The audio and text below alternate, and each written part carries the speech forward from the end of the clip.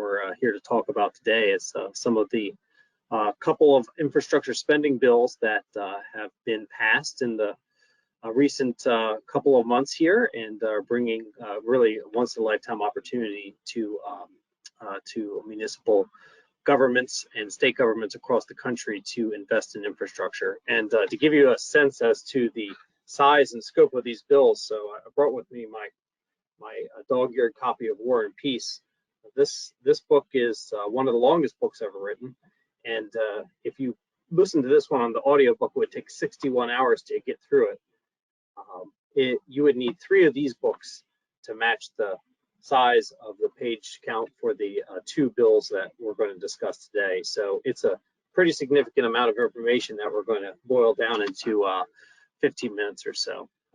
But I wanted to take a moment just to kind of introduce myself a little bit in this way. I'm Director of Government Affairs and Chief Local Strategist for Woolpert. We're an AE&G, meaning Architect, Engineering, and Geospatial company. And aside from managing our Washington, D.C. office and our political team across the country, I really specialize in helping our clients align their needs with funding resources and helping match policy priorities from the local level up to the national level and assist with compliance, regulatory, and reporting requirements. And together with our partners like Trimble and CityWorks, and our engineering team and our geospatial team, we're able to deliver a little bit of turnkey solutions, which is especially important considering the federal funding opportunities that we're seeing today, and that really, as you'll see in the timeline in a moment, we need to access this money now, frankly. So let's see here. This chart explains how these 2 bills became law. And oops, I went backwards. Let me go forward one there. I'm just learning the keypad. Okay, so how did the American Rescue Plan Act become into being here? Pardon me for a second. Okay, so the ARPA bill. This is the American Rescue Plan. It passed and became law in March of last year. This is $1.9 trillion of stimulus money, of which $350 million goes to every state and every local government in the country. And it comes in most of the time in 2 tranches of money. And it came last May, and the second tranche is supposed to come this May. And as we'll see in a moment, this bill had a guidance from the United States Treasury Department, which was finalized just in the recent couple of weeks. So we should start to see some pickup in the spending here. And what I think is important for folks to understand is how these bills work, right? So Congress, of course, passes the bill and the president signs it into law. In the case of ARPA, the United States Treasury is tasked with administering the funding, right? Which makes sense because they are able to deposit money into every state and local government in 2 tranches, in most cases in 2 tranches of funding. And then they provide the U.S. Treasury eligibility direction to the state and local governments on how they're able to spend the money. And as we'll learn in the most recent final rule, infrastructure, broadly speaking, is an eligible expense. And we'll go into some of the details of that in a moment. It's also important to understand the feedback mechanism, right? Where does the rubber hit the road here? So state and local governments, if they intend to spend the money, must report that back to the U.S. Treasury, and they must tell them that they're going to spend it, how they're going to spend it, and how they're following the guidelines provided by Treasury. What has been a little bit frustrating for some of the recipients of the ARPA money is that U.S. Treasury doesn't necessarily give you a thumbs up or a thumbs down on your eligible projects. They provide the guidance and expect that you're going to follow those, but they also expect that you're going to spend the money. This is a stimulus bill after all. Okay, so that's a little bit of the flow chart of the American Rescue Plan. The second infrastructure bill, and the pure infrastructure bill, the first one in fact passed by Congress since 2004, and by far the largest infrastructure bill ever passed at one point, and by far is the infrastructure law. It's now actually called the Bipartisan Infrastructure Law, the bill. Okay, so Congress passed it and President Biden signed it into law in November. And in this case, the money is being distributed almost like a budget, a normal budget process, to almost every federal agency. And then the federal agencies are essentially supersizing existing programs, and they are providing certainty for funding over the next 5 fiscal years, starting with FY22. So a fiscal year in the federal world is October to October. So FY22 through FY26, right? And then the federal agencies with their new supersized programs with certainty going out for 5 fiscal years are spending the money in the normal way that they do, either direct federal procurement out of Washington, D.C. or regional offices, federal grants, and or allocations to states, such as transportation formula grants and things like that. Where's the rubber hit the road here with the feedback mechanism? It is that and this is very important, the federal agencies every fiscal year have to report back to Congress and provide a spending plan for how they're going to spend their infrastructure law money. Okay, that's very important because we're going to see a year in and year out change to that policy, right? What a particular agency might spend their money on in this fiscal year is very likely to change in the next fiscal year. And this gives you a little bit of the windshield wiper effect that we see in Washington when parties change, the House or the Senate changes parties, for example. Okay. Trying to get to the next slide. Okay. So an in-vain effort would be an attempt to try to chase each of these pots of money with your project. There are, you could do a drop down menu here for each of these pots of money, and below it you would find multiple dozens of subcategories. In each one of these, in each subcategories, its own rules and regulations by which they have to live, by their own timeline, their own funding amount, and that's where the war and peace of the matter gets in. They have to.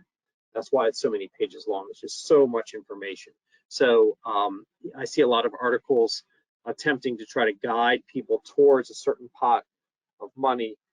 And I think that's a little bit of the reverse way of looking at it. I think you should take your project and your needs and put those up on the whiteboard and then align them with the available money, right? And that's been our strategy at Woolpert.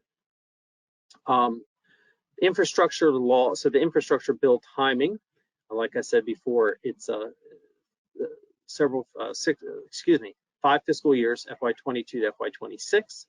And as I described, there are all sorts of reporting requirements, but what's important to recognize here at the front end is that Congress gave agencies, again, depending on the category, either 60, 90, or 180 days to report their first spending plan. So if you look at November 15th as the day that the bill became law, and you extrapolate 60, 90, 180 days, you realize we're right in the middle of that time frame. So you're starting to see some of these agencies spend the money, which is a good news. Okay, going back to ARPA. So this is back to ARPA. We just talked about infrastructure bill. Now we're coming to ARPA again. And there is a new rule. This is the final guidance document that the federal government has provided municipalities and state governments on how they can spend their ARPA money. And this was released on January 6th, so very recently, and goes into effect on April 1st. And I've given just some highlights here that I thought were applicable to the audience of eligible activities. So they're far and wide. But I do highlight here government services, because new in the guidance provided in January 6th is that every state and every recipient of ARPA, frankly, can choose either to do a formulaic method to show revenue loss due to the pandemic, or they can just simply raise their hand and take $10 million. And the $10 million can be utilized for government services. And government services covers a wide array of activities and eligibilities, including infrastructure, data services, and on and on. It's practically anything that the government provides, from traffic to healthcare to parks and recreation. Can be you can use this 10 million of what you might consider kind of free $10 million on those types of activities. So ARPA is getting a very strong look now, maybe getting some people off of the snide, so to speak, so that they can start spending the money. This is the stimulus side of the effort here from the federal government. So they're really enticing people to try to spend some money. And here's some of those government services. I think if you can read this here, police, fire, public safety, schools, education, environment, health services. I mean, this is right from the law, quoting what that $10 million can be utilized for. So I've talked to many clients and have been to several conferences since this rule came out on January 9th, and I strongly believe that and have seen and I'm working with clients that are using this $10 million for everything from water resources to roads and bridges to social services. Okay, and again, when you look at the where the rubber hits the road here, so what are your obligations as a municipal government or state? Is essentially here's how you report up to the U.S. Treasury. So if you get the $10 million, this is where everybody really should be right now. You have to give a written justification, provide receipts, if you will, and really have a robust reporting and tracking. And I think that's a little bit where CityWorks comes in, right? Is making sure that you have your data available and you have the information you need for reporting at hand. And there is, frankly, a narrative side to this as well. And I spoke about it just a moment earlier, and that is, aligning your, not just aligning your project, but aligning, the initiatives that your municipality or state have with the federal initiatives that are at least in place for FY22. So environmental justice and social justice and equality. These are very important things no matter what, but they happen to be parts, items that will help you, pull down money and pull down more opportunities this year than maybe they will next year. ARPA has a timeline as well. In fact, it's far more compressed than the infrastructure bill. Most of the infrastructure bill money will be spent in the next 5 fiscal years, but we'll have the ability to have out years paid for as well. The ARPA bill is much more conservative in that regard. So the timeline here, again, we see that half the money was deposited in most accounts in May of last year. Second tranche is coming in May of this year. We know that the final rule is in place, so all the pieces are in place for you to allocate your money by the end of 2024, which is the rule. You must allocate by the end of 2024. That is, tell Treasury that you intend to spend the money and how you intend to spend the money.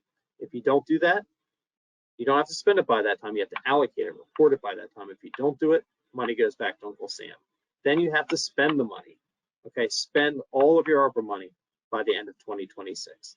And for all of those who are familiar with procurement methods, as we all are, I'm sure, that is a constrained timeline, to say the least.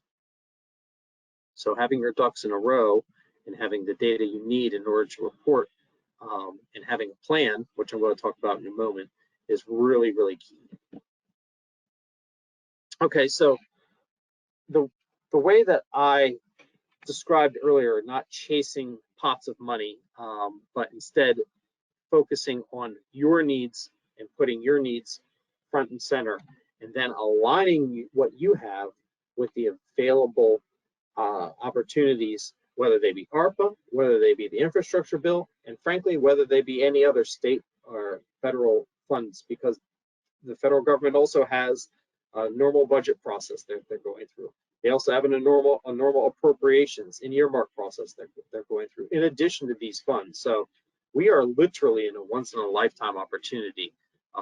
You know, the three volumes of War and Peace account for about $3 trillion of potential infrastructure money.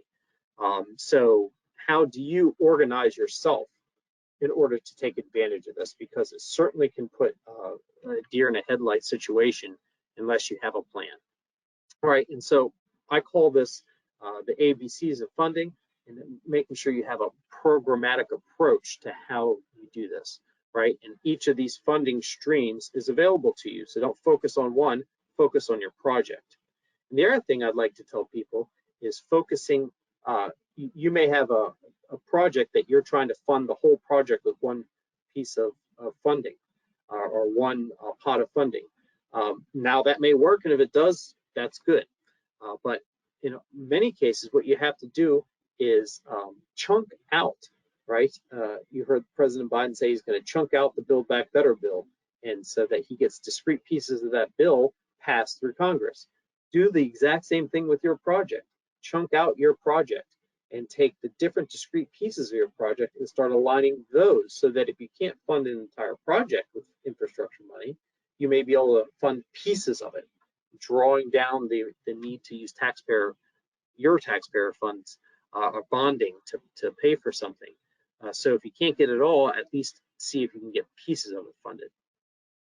And when you do it that way, you're unlocking the full potential of the bill. Again, not just chasing one project, pushing it around, taking it, dividing out the pieces, and aligning those in particular with the various funding streams, and then doing that for project after project, maybe with an overarching theme, water, for example, or roads and bridges.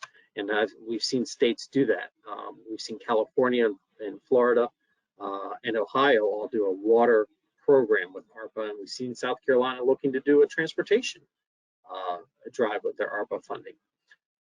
So that's my strategic approach to it. I'll leave you with this thought, and that is one of the things that ARPA funds can be utilized for is contracting consulting services to help you with ARPA. Again, this is a stimulus program, so the point of it is to spend money. They want you to spend the money. They're giving you a free $10 million. They're giving you all sorts of other additional money. And they're saying, please spend this money. In fact, they're so adamant that you spend it that they're going to let you hire a consultant to help you spend the money. So you can use your ARPA money to hire a contractor, a consultant, CityWorks, for example, to manage your program, to help you apply for ARPA funds, and to help you report and stay in compliance with the ARPA rules and regulations. So, you know, again, not many times in your life you're going to find in business or in government, find the opportunity to pay for everything in one turnkey operation. But that time is now, and is encouraged by the money that's growing on trees in Washington, D.C. But as we see, the season of free money will run out here in a couple of years. So it's once in a lifetime opportunity with a window that is unfortunately fast approaching closure. So we're here to support, help answer questions.